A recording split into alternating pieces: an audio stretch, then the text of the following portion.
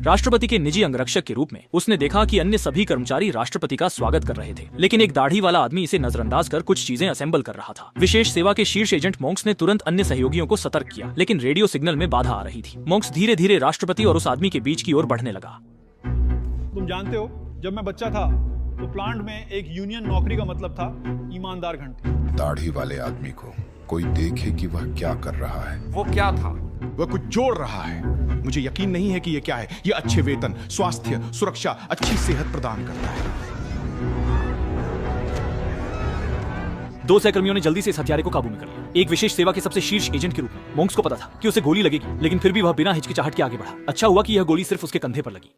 बाद में राष्ट्रपति खुद अस्पताल आए देखने और मोंक्स को देश के नायक के रूप में माना गया। चोट के कारण मोंक्स ने 2 साल तक आराम किया, लेकिन हाल ही में संघीय जांच ब्यूरो के उप निदेशक हॉकिंस की हत्या कर दी गई, जिससे विशेष सेवा विभाग पर दबाव बढ़ गया। निदेशक ने बैकअप संसाधनों को सक्रिय किया। मोंक्स, जो पूर्व राष्ट्रपति के निजी सुरक्षा गार्ड थे, को फिर से सुरक्षा दल में नियुक्त किया गया। 但是曾经是保护总统的大英雄，现在却沦落到保护副总统的女儿，而且还要听另一个28 वर्षीय युवा महिला सहकर्मी की बात। जाहिर है अब कोई उसे ज्यादा गंभीरता से नहीं लेता। आपसे मिलकर खुशी हुई, माफ कीजिए, आपसे मिलकर खुशी हुई।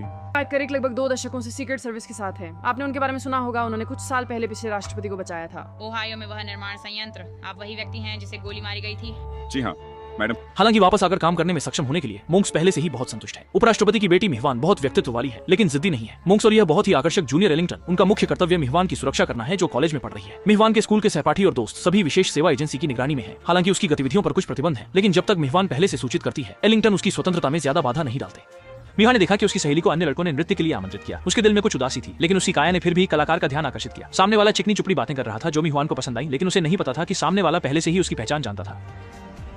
तुम सोचते हो कि मुझे नहीं पता तुम्हारे फांसीवादी पिता कौन है? उसे भी भाड़ में जाने दो और तुम्हें भी। अंश में आगे बढ़े। मोंक्स को एलिंगटन का आदेश मिलते ही उन्होंने तुरंत कार्रवाई की, लेकिन उस आदमी ने उनके घायल बाएं आंख पर एक मुक्का मारा। जब वह आदमी आगे बढ़ने वाला था, एलिंगटन और एक अन्य एजेंट ने समय पर रोक दिया। ठीक होने के बाद मोंक्स ने उस आदमी को रोक दिया जो फिर से हमला करना चाहता था। बार से बाहर आई मिटवान को कार में बिठाया गया और उसे तेजी से वहां से ले जाया गया। हालांकि कोई बड़ी अप्रत्याशित घटना नहीं हुई, लेकिन एलिंगटन ने मोंक्स, इस अनुभवी एजेंट की क्षमता पर सवाल उठाना शुरू कर दिया। 2 साल तक काम न करने वाले मोंक्स की स्थिति चोट के कारण कुछ गिर गई है। उसने सुना कि मोंक्स ने पहले कभी ड्रग्स का सेवन किया था। मोंक्स ने इसे नकारा नहीं, लेकिन वह सब बीती बातें हैं। एलिंगटन एक ऐसा व्यक्ति है जो काम के प्रति अत्यधिक सख्त है। उसने इस मामले की रिपोर्ट विशेष सुरक्षा एजेंसी के निदेशक को की, यह मानते हुए कि मोंक्स की कार्यक्षमता उसकी टीम को नुकसान पहुंचा सकती है। लेकिन विशेष सुरक्षा एजेंसी के निदेशक और मोंक्स कई वर्षों से दोस्त हैं और वे दोनों पहले साथी भी रह चुके हैं। निदेशक के साथ साझेदारी करने वाला व्यक्ति निश्चित रूप से कमजोर नहीं हो सकता। एलिंगटन ने और कुछ नहीं कहा। मिहुआन के पिता भले ही एक देश के उपराष्ट्रपति हैं, लेकिन उनके और पिता के विचार कभी एक जैसे नहीं रहे। उपराष्ट्रपति ने अपने फायदे के लिए मिहुआन से इस सेमेस्टर का सबसे महत्वपूर्ण कोर्स छोड़कर अगली राष्ट्रपति उम्मीदवार गतिविधि में शामिल होने की मांग की।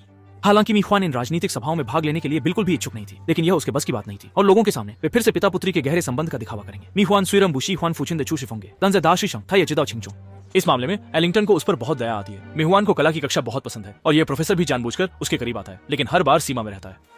उसी दिन एलिंगटन को अपने सहकर्मी से खबर मिली कि एक संघीय जांच ब्यूरो का एजेंट उसे ढूंढ रहा है और वह व्यक्ति पीट है। पीट और एलिंगटन एक दूसरे को जानते तो हैं, लेकिन बहुत अच्छे से नहीं। इस बार पीट और रॉस उसे इसलिए ढूंढ रहे हैं क्योंकि वे 1 साल पहले मेट्रो में हुए विस्फोट की जांच कर रहे हैं। उस समय एलिंगटन मेट्रो से ज्यादा दूर नहीं एक गली में सुरक्षा का काम कर रहा था। पीट ने उससे पूछा, 1 साल पहले जब तुम काम कर रहे थे तो तुम किसकी सुरक्षा कर रहे थे? और वह कोडनेम मछलीबाज कौन है? लेकिन यह मामला विशेष सेवा के गोपनीयता से जुड़ा है, वह इसे पीट इस संघीय एजेंट को नहीं बता सकता।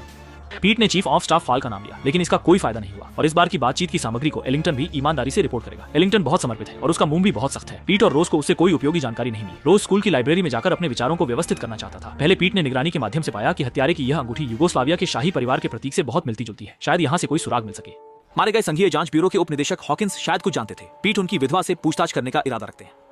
罗斯则留在图书馆寻找和价值图案有关的信息。当皮特走后，罗斯来到了尘封在图书馆的底下室中。他找到有关于文章学的一本书，想要从里面寻找和南斯拉夫徽章有关的图案。可就在这时，底下室的灯光突然熄灭，皮特不在身边，他害怕可能是那对男女杀手招来。जब वह पीट को मदद के लिए बुलाने वाला था, तभी 2 युवा लड़का लड़की तहखाने में आ गए, जिससे रोस ने राहत की सांस ली। इसके बाद वह उस लेख के साथ अपनी जांच जारी रखता है, जिसमें सचमुच दक्षिण स्लाविया के समान एक प्रतीक दर्ज है। यह एक पावेलिच नामक परिवार का प्रतीक है।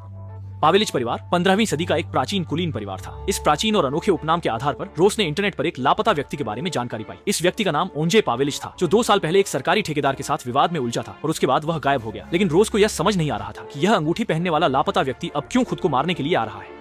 पीट की जांच में भी नया खुलासा हुआ है। उसे हॉकिंस की पत्नी से पता चला कि वास्तव में 1 साल पहले की मेट्रो विस्फोट की घटना में जब हॉकिंस, जो संघीय जांच ब्यूरो के उप निदेशक थे, जांच कर रहे थे, तो उन्होंने पाया कि कोई गुप्त रूप से जांच ब्यूरो की जांच में बाधा डाल रहा था। उस समय मेट्रो विस्फोट को आतंकवादी हमले के रूप में परिभाषित किया गया था और जांच ब्यूरो का संदेह एक अन्य पार्टी के नेता ओमा पर था।